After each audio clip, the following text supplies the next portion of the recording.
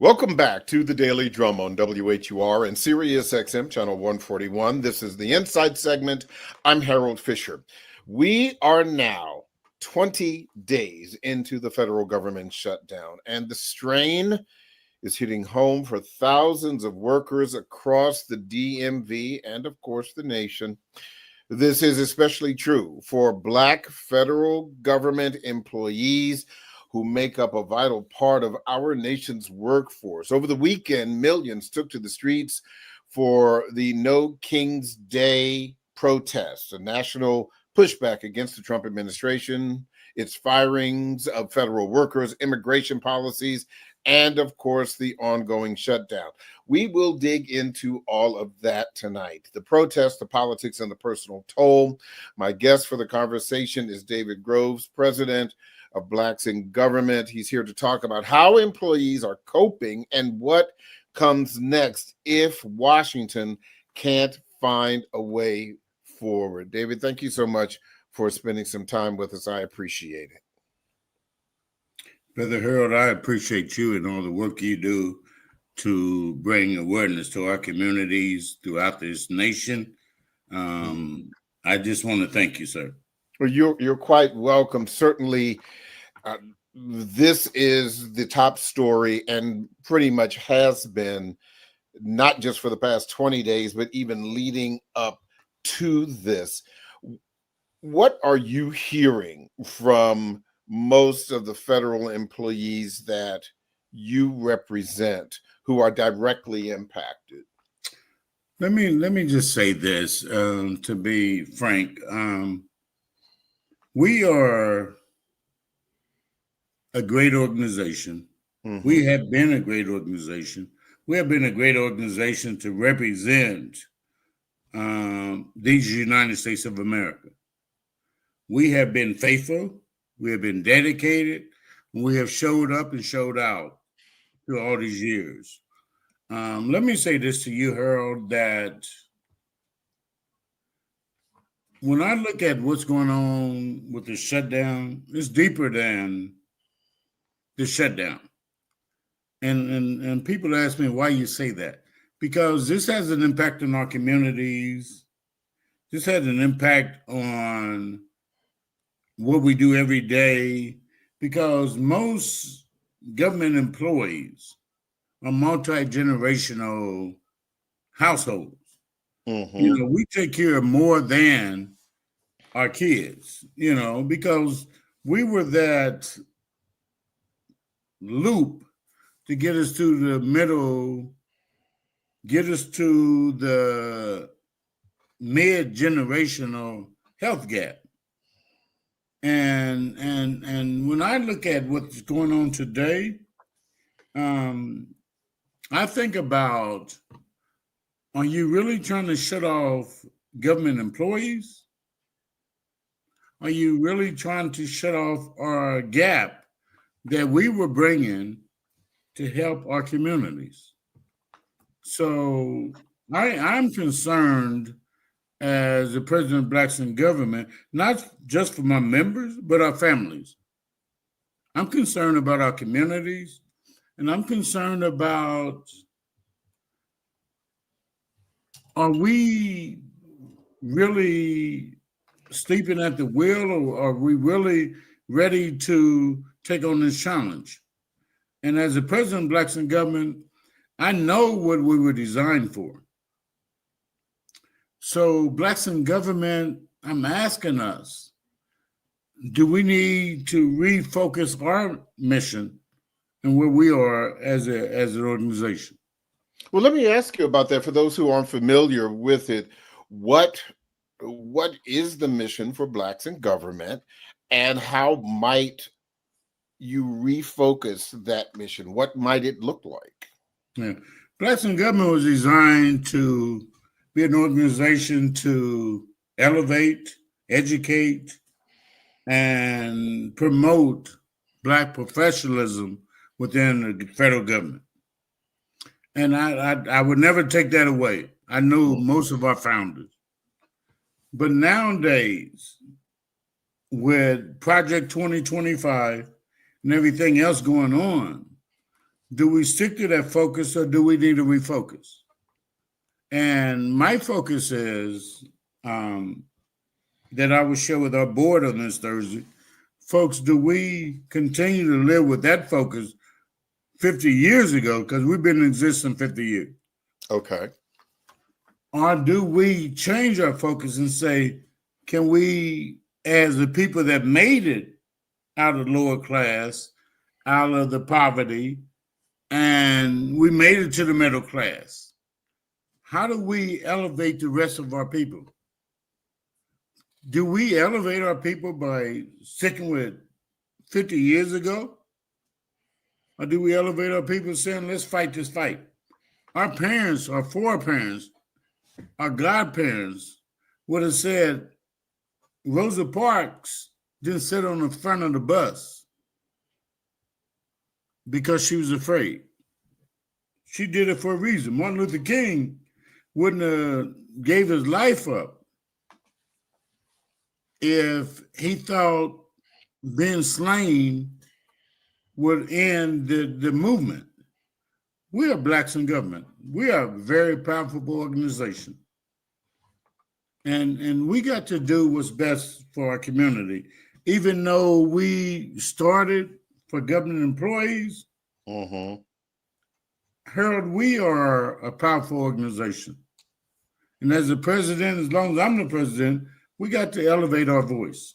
Now, we're still a 501c3. We cannot take sides, Republican or Democrat. But that don't mean we cannot get people to the polls. That don't mean we cannot tell people to get out and vote. There's a lot of things we can do, and I think we can do more. Let me ask you again, what have you been hearing over the past week from the federal government employees that you represent? What are they telling you? Yeah, good question, sir. I think our federal government employees have been saying, are we being used? And people will say, what does that mean? They have been faithful government employees. They come to work. They don't care if you're Republican or Democrat. They can work for whoever. They want to show up and show out. And I think right now that we're the first hired, first fired. But we just want to come to work and do our jobs.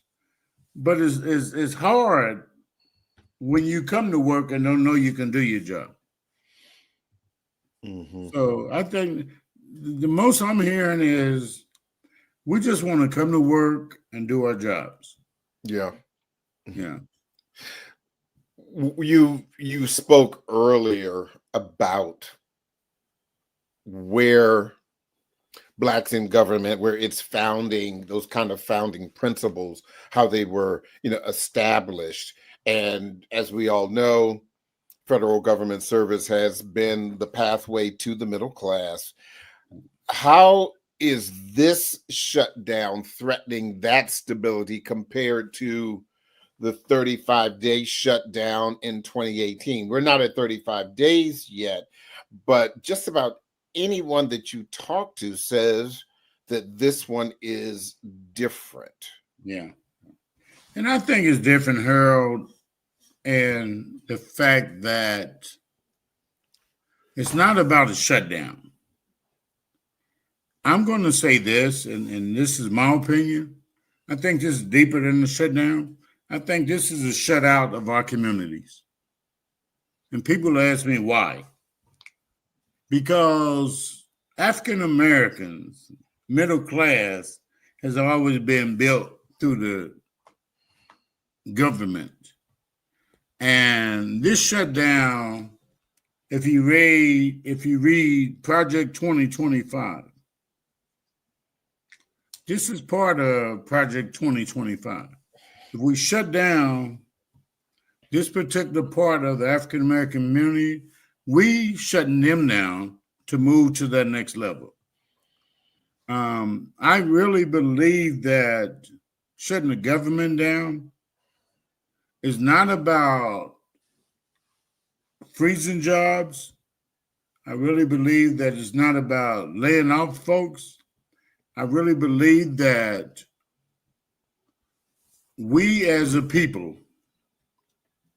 has elevated ourselves through the federal government, state government, municipalities, through the government. And if we shut them down now, we shutting down their way of growth to where African Americans can slow down. We talk about this government shutdown, how many days it's been, and I don't think there's no end in sight. Mm-hmm. But I really believe that they believe, and I'm not going to say who they are, but they believe that if we shut this down, then we're shutting the progress down of the people don't look like us. What do you mean? Say you mean so you're saying that shutting down the federal government is a wholesale shutting down of the Black community? I wouldn't say Black. I would say the minority community here. Minority community. Okay, yeah. And to that point, because as I said in the beginning, certainly this is affecting federal government workers across the country, but you know very well that the largest concentration of federal government workers is in DC, Maryland, and Virginia. This includes Black federal government workers, white federal government workers. Is that true to her? Yeah. There are more federal government workers in the DC metro, in the DMV, Maryland, DC, and Virginia than anywhere else in the country. And I'm talking about pre-shutdown, pre-furlough, and that has been the case. But as you are also well aware, east of DC and north of DC, Montgomery County, certainly Prince George's County, and Charles County, that is, of course, where we have seen so much of federal government middle class that has been created by federal government service, which one could argue that's one of the reasons why Charles County has become the wealthiest, predominantly Black county, passing Prince George's County, which has held that title for many, many years. But when you look at the shutdown now, and so many people in Charles County, Prince George's, and certainly Montgomery County as well, all of those people are really beginning to suffer 20 days in. Yeah. And we had that conversation, Harold. I remember years ago, I was in a class. One of the things we do great with Blacks in Government is plan for the future. Mm-hmm. And plan for the future, we talked about make sure you got 6 weeks of finances to take care of yourself, because you don't know what these people are going to do. And I'm not going to say we're not there with Blacks in Government today. But what I think about is this what you just said? If you cut off this wealth, and the same notes you just gave me, they know it too. So if you cut off this wealth, we're cutting off the Black wealth. Mm-hmm. Blacks in Government, we are an organization that's probably wealthy, and I'm going to say that with a light spoon, but we are probably wealthy. But we got to think about our communities. And when I say think about our community, I think these folks is digging into our members, they digging into the employees, and they saying, if we can cut this off, we can cut off that community. And that's what concerned me. And I've been sharing this with some of my leaders that, folks, this is bigger than government employees. Mm-hmm. They're coming after your communities. If we cut your stipend off, We cut your paycheck off. You multi-generational, then we cutting your community off. Yeah. Hold that point for 1 second, David, because I need to take a quick break and we'll continue on the other side with this really important conversation. Don't forget, you can hear this in every edition of the Daily Drum Insight segment via podcast on WHUR.com. The Original Quiet Storm with Raheem Devon is next on WHUR. This conversation continues on Sirius XM, channel 141 and 96.3 HD2 in just a few seconds. Welcome back to the Daily Drum on Sirius XM, channel 141. I'm Harold Fisher. We continue our discussion about the federal government shutdown with Blacks in Government. My guest is the National President of Blacks in Government, David Groves. David, please continue your point. So my point, Harold, is we have to educate ourselves, not on bits and pieces. We got to read Project 2025. We have to educate our community on Black wealth. We have to educate our community on getting out to vote and why it's important to vote. And I think we have not done a good job of that. I think our Black churches is key to where we go in the future. Mm-hmm. Blacks in Government, we're going to do our part next year. We will be vividly involved in getting folks out to vote, not waiting until 2028. But we as a community, if this is not a wake-up call, I think when you and I talked before, I said this was a time for Black folks to just sit back and relax. But as I see everything else going on, we got to get involved. So let me ask you about, and certainly that's long term. And when I say long term, that is the next election cycle, be it congressional election cycle or wherever you happen to be in your state, whether there are upcoming elections. Certainly, we've got a election for the governor, lieutenant governor, attorney general in Virginia, and that's probably the next one in this area. But you represent Black federal government employees across the country, and so from one state to the next, obviously they need to pay attention to those. But I do want to ask specifically about the here and now. Obviously, missed paychecks are of great concern. But if we drill down a little bit more, how is this shutdown impacting federal government workers day to day? Yeah. Great question. We don't know if my members, federal government members, going to get paid this week, next week, or when. I would share this with you that I know that Congress and Senate is trying to pass some bills to fund the troops. Mm-hmm. I know they're trying to pass the SNAP program.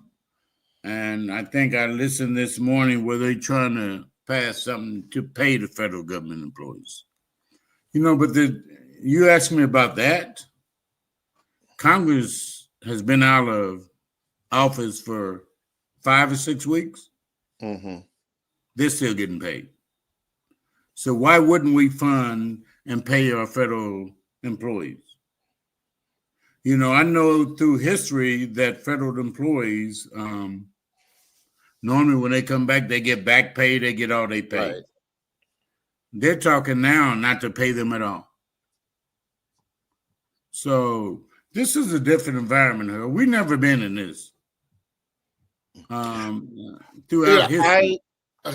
I ran into an old friend at Morgan State University's homecoming a couple of weeks ago, and she works for one of those secrets, super secret squirrel agencies.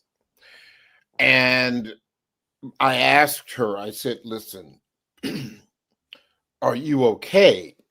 And her response was, excuse me, her response was, I still have my job, but I'm not getting paid.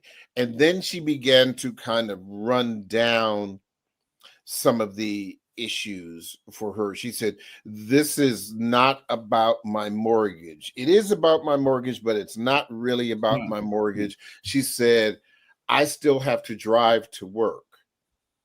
I still have to put gas in my car. I still have to put food in the house, whether I go to lunch during the day at work, or whether I make my lunch and take it with me to work. She has teenage girls who are in school, and all of the things that come with daily living. If you're not getting a check, you really begin to feel that. How might Blacks in government be able to help those many federal government workers that you represent to get through this? Yeah, and that's a great thing. We just put out, Harold, a week ago, some avenues to address just what you just said. Mm-hmm. That is, make sure, because first and foremost, we want you to protect your credit. Aha, okay. We want you to protect your credit because that's the next phase of them getting rid of us. So we did that.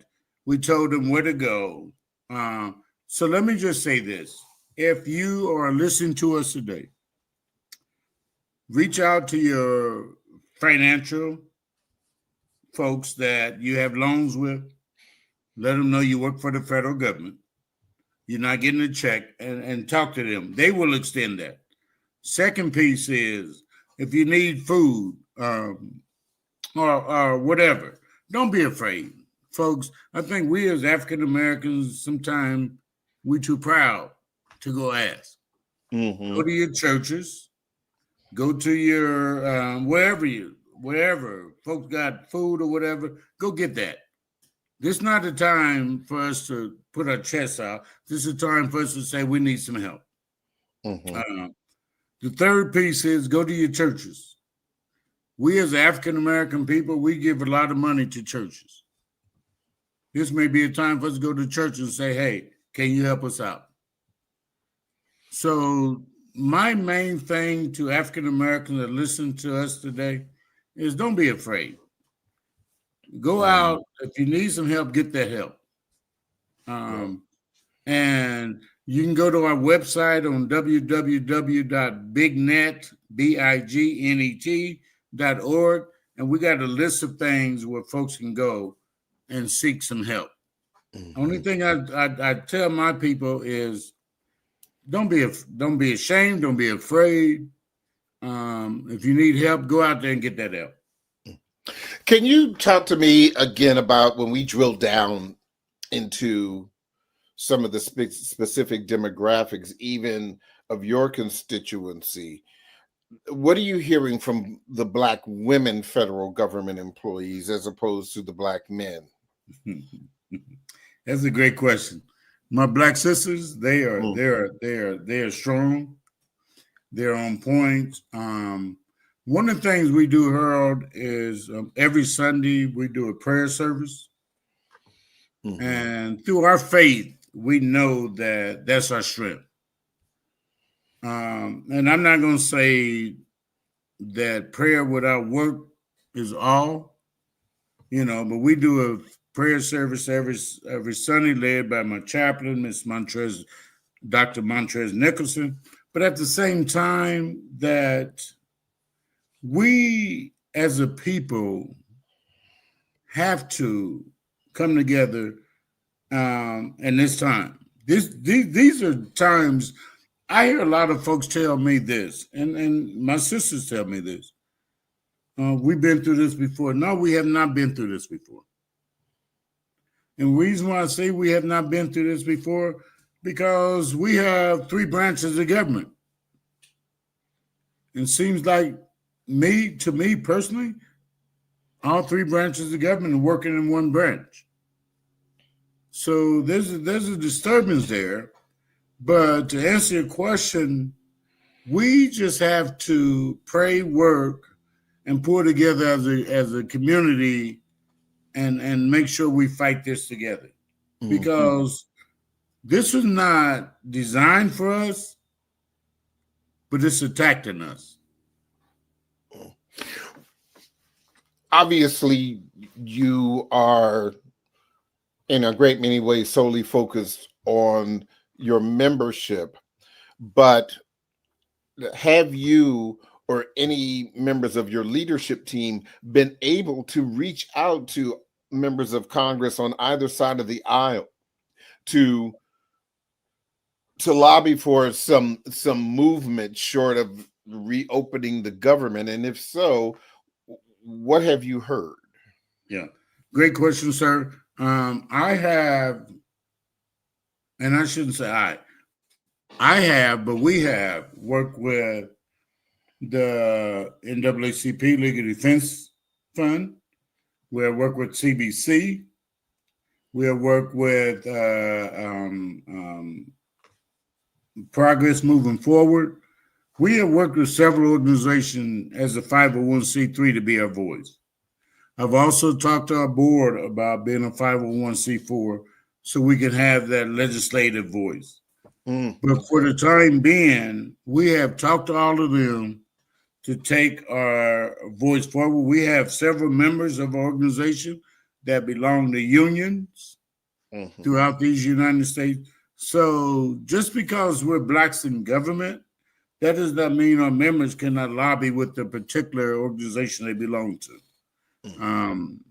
We as an organization, as you know, as a 501c3, we have some work to do, but there's certain arms that tie us together to where we can lobby or speak on.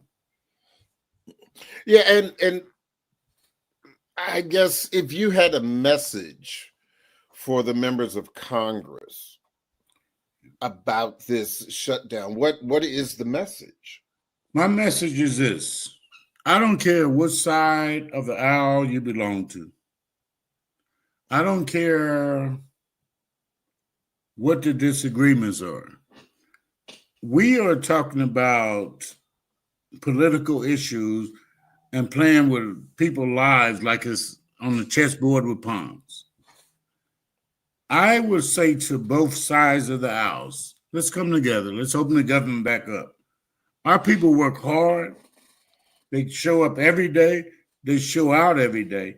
And they show up to be very hard-working individuals every day. Stop playing with their lives. When you're getting paid and they're at home and may not know if they're getting the next paycheck. So my conversation to Congress would be, come together, open this government back up, and let us go to work. I was looking at some of the numbers when you talk about 2018 versus 2025 and the shutdown. And let me just throw a couple of these out to you. We have cumulative inflation at 28.96%. The average annual inflation is 3.7%. But here are some really, really key numbers. The purchasing power for $1 in 2018 is worth 77 cents in 2025. Okay. Gas, while we've seen a drop in gas over the past month or so, a gallon of gas was $2.54 a gallon in 2018. When we had the last shutdown, it's $3.29 now. Milk, $2.53 in 2018 for a gallon, $3.47 per gallon now. Eggs, $1.77 in 2018, $3.59 for a carton of 12 eggs for a dozen.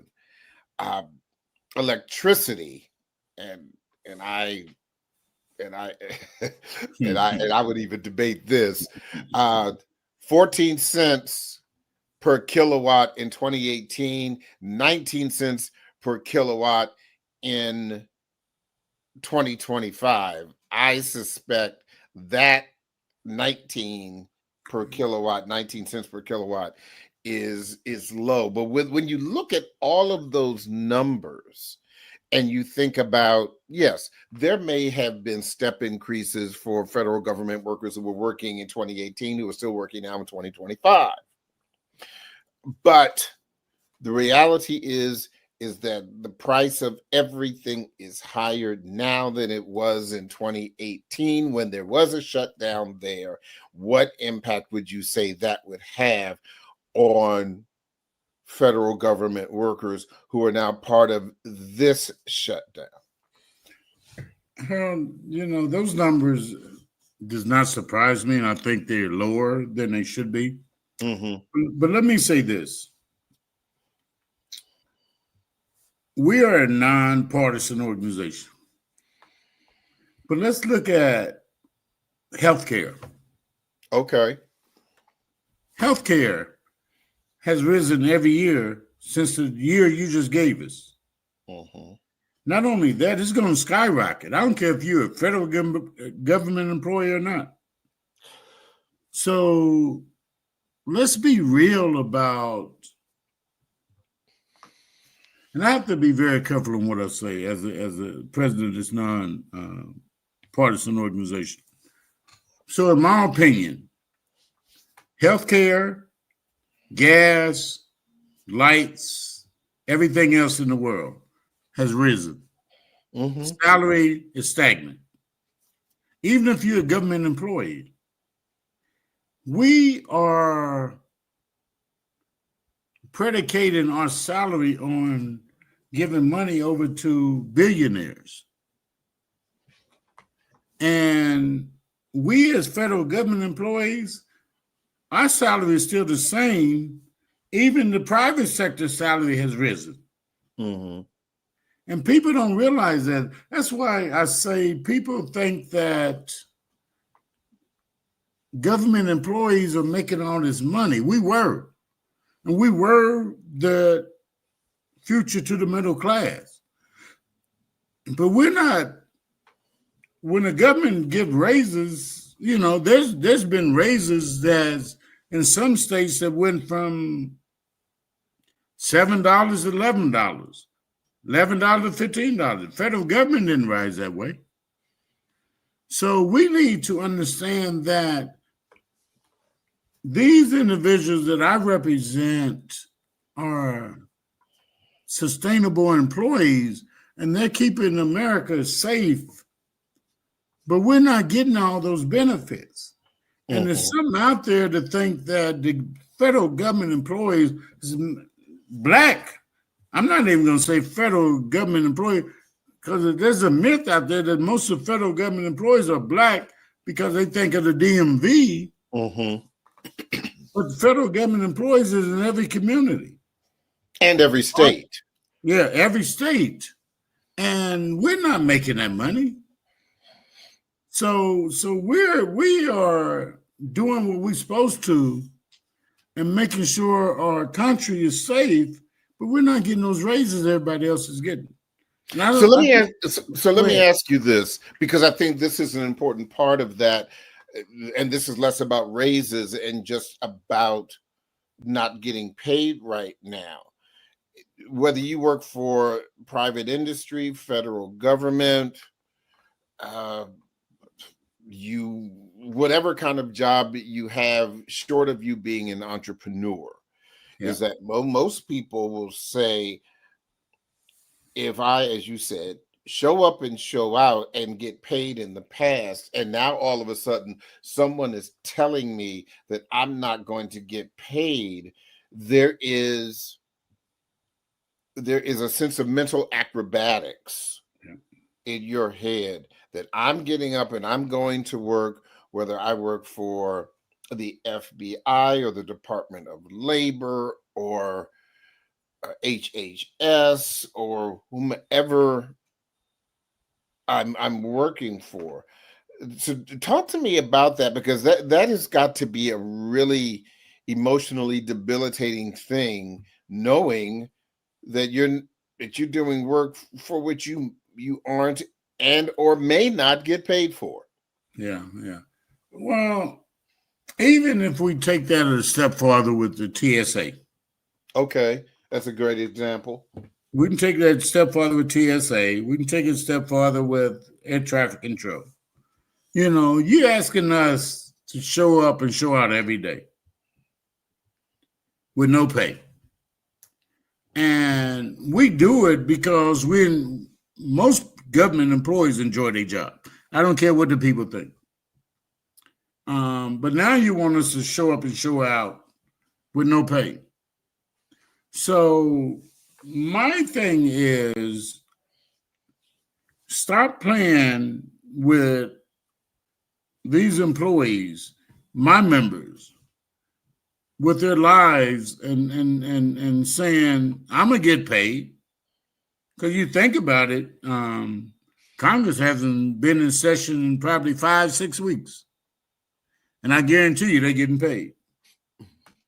Now you're asking these employees to come to work every day and not get paid. We need to find a way to better take care of our employees. And by doing that, you have to do it in a way to saying, we appreciate you. The thing I hear most from my members, Harold, is that we don't feel appreciated no more. Mm-hmm. And that's not a good feeling, because if you do that, whether you're a veteran going to the VA, whether you are a traveler going to TSA, whether you flying a plane through air traffic control, sooner or later, something's going to happen. Is that worth it? See, that was my next question. And you hit it right on the head. What is your biggest concern? And I am not saying for one moment that the secretary who works for the Department of Labor, who is, answering phones and supporting the deputy administrator or what have you, is not as important as the TSA security workers at the airports or the federal government, the Capitol Police or anyone else. But when you're talking about day in and day out, where even when you are getting paid, a mistake could cost lives. I mean, let's just be honest. Air traffic control, I mean, those are some of the most stressful jobs. And and you and I are old enough to know just how important this is, going all the way back to the Reagan administration. When air traffic controllers went on strike, they were fired, etc. But what is your biggest concern in the midst of this shutdown as it relates to those high security or high risk, high safety positions? Well, my concern is that, as we just talked about, and I hope I'm wrong, and I hope nothing never happened. Mm-hmm. I hope and pray nothing ever happened. Let me say that. But you can play with people's lives so long. And I think that we're playing a game about who wins, who loses, and not thinking about the people in the middle that's traveling or doing whatever. I truly believe that I watch the news every morning, and I know they talk about funding the troops. They talk about funding SNAP. Mm-hmm. If you can find money to do that, find money to do everything, open this government back up. Because sooner or later, folks gonna get tired of not getting paid. If you look at air traffic control, they calling in every day now. And how long do we play this game instead of coming together and saying, and I'm saying both sides. I'm not faulting Republicans nor Democrats, even though I know one side's in Washington, one's not. But why don't we come together and work on what's best for America and not what's best for the people in our communities? Mm-hmm. Why don't we come together and say, we have to find a way to make America work again, not necessarily America great again.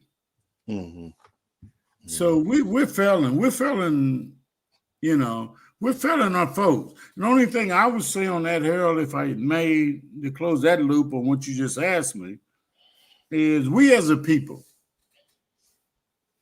and I'm saying blacks in government, we as a people, I'm not telling you who to vote for. We got to get out and make our voices heard next year. And blacks in government will be involved next year. Final question before I wrap up this conversation. Do you have any words of encouragement, or what would you say to your membership who are worried, who are struggling, who are scared? Yeah, good. I'm glad you asked me that, sir. I would say this to my members, to my community, and to the people that look like me. We have some work to do. And what I mean by that, we have to get involved in the electoral process, whether it's at the state, municipality, or federal level. We got to make a difference, whether that's at the school board, the county board, or the state board.